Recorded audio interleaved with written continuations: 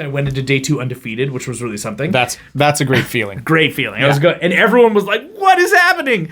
There was a little bit of like, is Steve going to take the Anvil Siege Force to a Cinderella story finish? Like, hey, everybody, this is Space Marine Steve here at Hyperspace Hobbies. My good friend Ian. How's it going, my man? Awesome. Good stuff. We're here to celebrate, Steve. We are celebrating. We're celebrating your victories. Celebrating good times. Yes.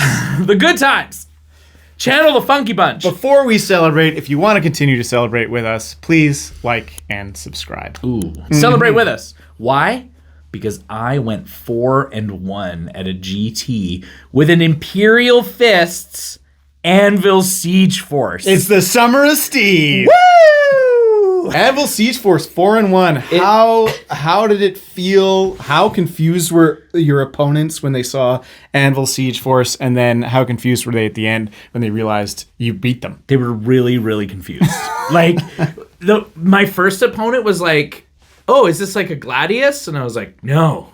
So it's just all Gravis Marines? Yeah. And you have like a Land Raider Crusader? Is that a proxy for a Redeemer? No, it's not. Yeah.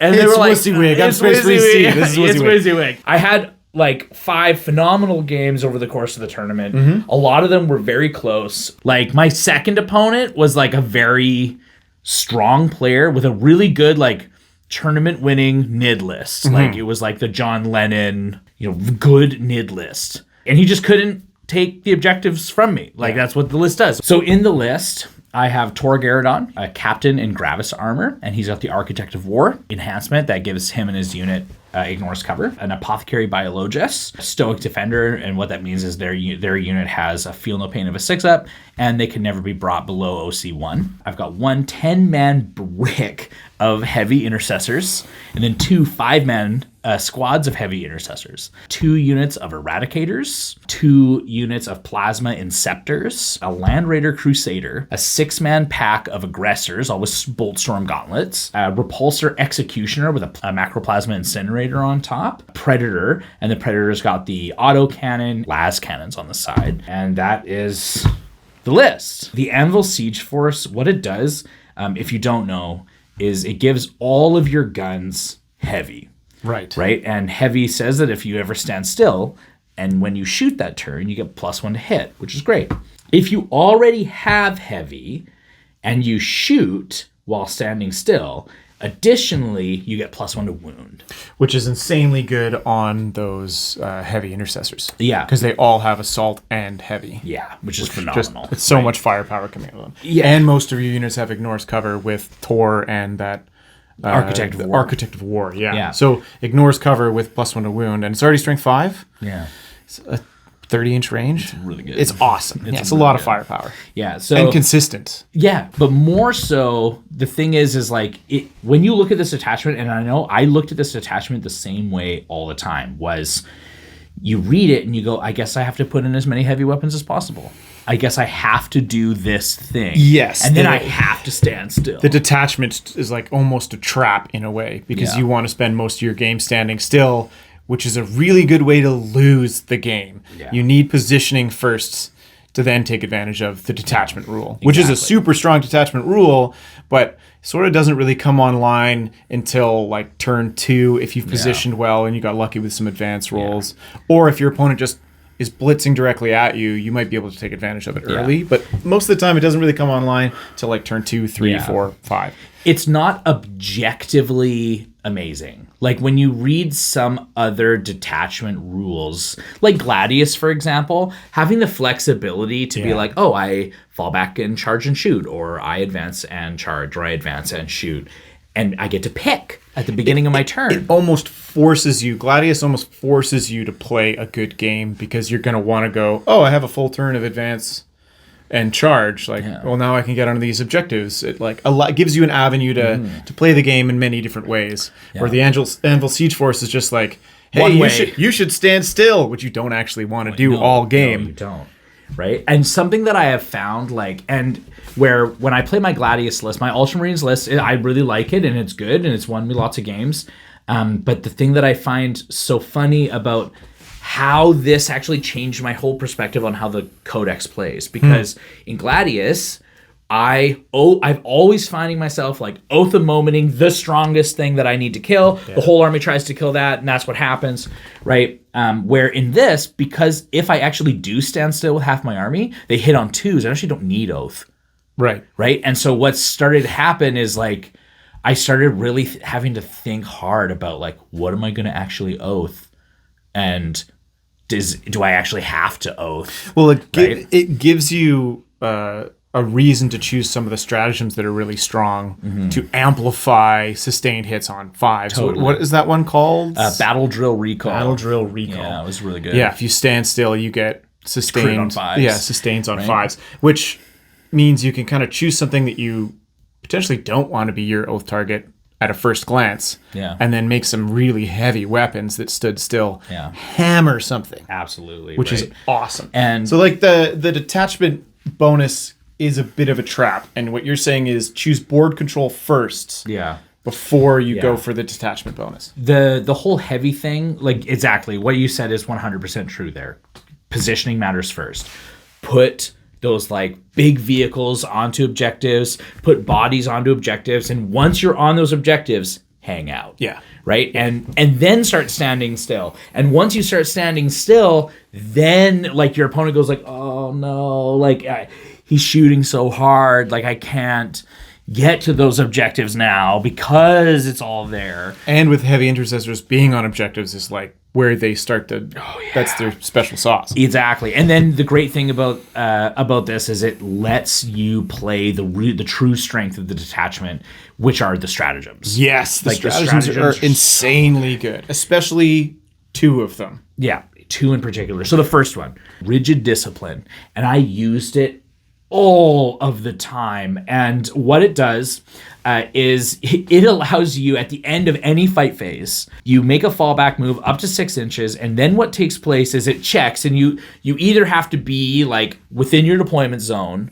or within range of an objective, but if you want to be on an objective anyways, right? And so there's like phenomenal jank that you can do with it. Honestly, the deployment zone one, I almost never used. It was always to get more dudes onto an objective, or to like get out of combat with something, and then suddenly you're standing still, and then you get to shoot. Then you get that bonus, right? It's phenomenal. Or I took like a land raider, like charged, like I moved, but like couldn't get to the objective.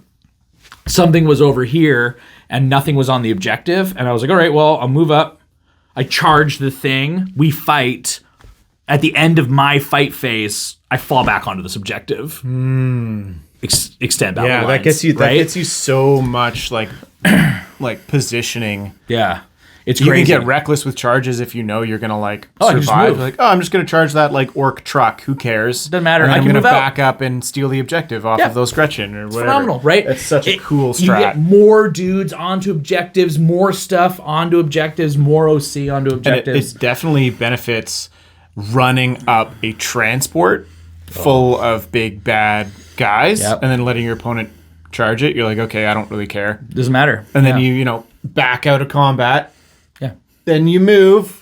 Yeah. And then those guys get out. Especially that Land Raider Crusader. Yeah, because you can move 12 with Land Raider Crusader. Listen, guys charge you. You're like, whatever. Yeah. And then it moves 6. And then it moves 12 and guys get out and then charge. Like, the amount of movement you can get out of it is alarming. It's stuck in a detachment that you look at it and objectively think, oh, they're never going to move anywhere. My guys move all the time. Yeah. Right? They're so mobile. Right? And it's when they stand still, it's opportunistically devastating when they get to stand still. But the second one, so talking about OC, because objectives are really what this whole detachment does. Yes. Right? So talking about OC, the second thing that I used, and I used it like at least once every game, it's called Not One Step Backwards. And you do it to an infantry squad, and you spend a CP that they have to remain stationary. Yeah. Okay, but it doubles their OC.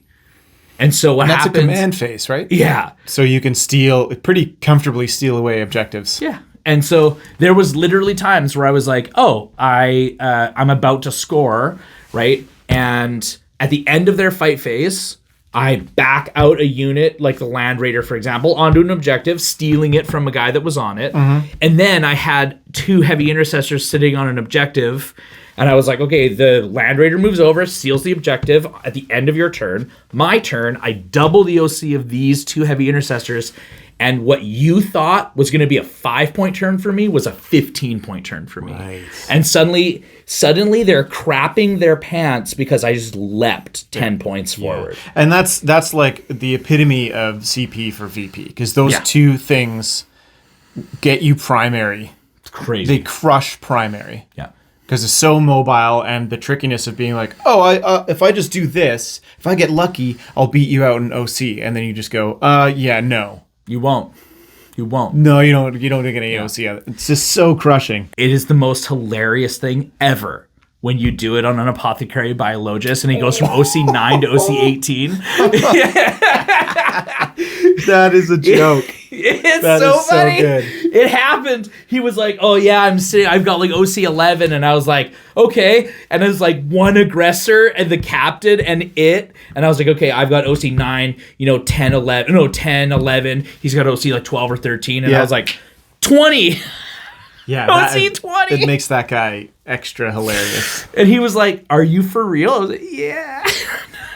Way to push that guy. Like, he's already a really good model and benefits the aggressors in such an awesome way. But that is like a new way to push him to superstar. To the max. And then lastly, like the man with the biggest of gloves. Yes. Tor Garadon is phenomenal. He just deals any monster, any vehicle that sees Tor Garadon on the battlefield, beware, this guy will crush you. Yeah. He will crush you very consistently.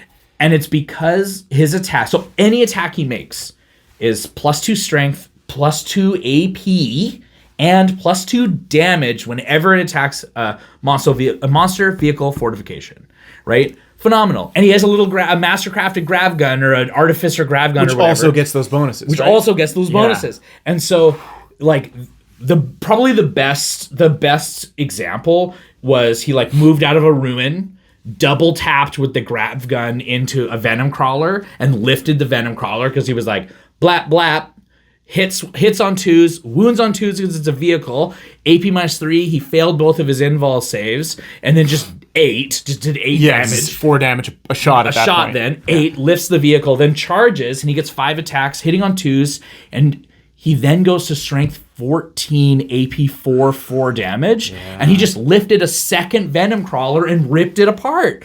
And like... And not only is he soloing pretty much any vehicle has a good chance to solo any vehicle in the game. Yeah. He's riding with a unit that he also ignores cover. Which is hilarious. It's so good. Yeah. And they have assault weapons, they have the grenades keyword. They're heavy. They're 36 or 36 wounds as a whole brick. Woof. At toughness 6. Yeah. Like, the amount of threat that actually projects is more than people give it credit for. Absolutely. Right? And so ultimately, this is a great story about punching up. And like, and there's so many like Land Raider redeemers out there. Oh, yeah. Which are loving taking mid-table, sitting there, and then overwatching it to pieces. I don't care about any of that. Yeah, because, go ahead. I'm toughness 6. Yep. Oh, you're not wounding as well as you thought you were going to do. Oh, okay, you killed 2 guys. Now Tor Garadon just lifts your Land Raider. Picks him up, right? Just punches straight through it. Take that. One punch man. Right? And it's hilarious because that is exactly what happened. Right? Because suddenly the thing that is like terrorizing regular like lists or something that most lists would be kind of afraid of, I'm toughness 6, you wound me on 4s. Yeah. So... Yeah. And you're like, I guess you only take like 5 or 6 and it's only AP 2. Okay, so I'm on 5s. You kill 2 heavy intercessors. Congratulations. Yeah. And then Tor Garadon and the other 8. Only 8 left. And then Tor Garadon charges you after the thing grenades you and they run in and kill you. Yeah, right? It's awesome. It's a really cool list. I love how you've kind of gone off meta with it. You've kind of chosen to take the underdog and try to punch up with a really unique list. I haven't seen any lists like this. It definitely has a stat check because everything is toughness 6 or higher. It is, which is also really awesome. Yeah. It makes a lot of armies that are bringing a lot of small arms fire really suffer. And close combat, a lot of close combat armies are going to suffer too. Because a lot of it's strength 5. Yeah, it's not a lot of like strength 7 or 8. No. I mean, some of the orc lists now are bringing a lot of power fists, but even that, you go, okay, well, you're still only wounding me on 3s. Yep. I'll use armor and contempt. Only AP1 now. Yeah, now I get right? 50% defense. Yeah, it's really really damage cool. 2 also. I like what you've done. It's creative and it's powerful. Yeah. You're taking one of the lowest Space Marine lists and punching all the way to the top. Pushing it to its limits. Congratulations, Steve. Yeah, thanks, man. It was awesome. Thank you guys so much for sticking to the end of the video. Please comment if you've played the Anvil Siege Force and if Tor Garadon has opened up a new one. Oh, yeah, yes.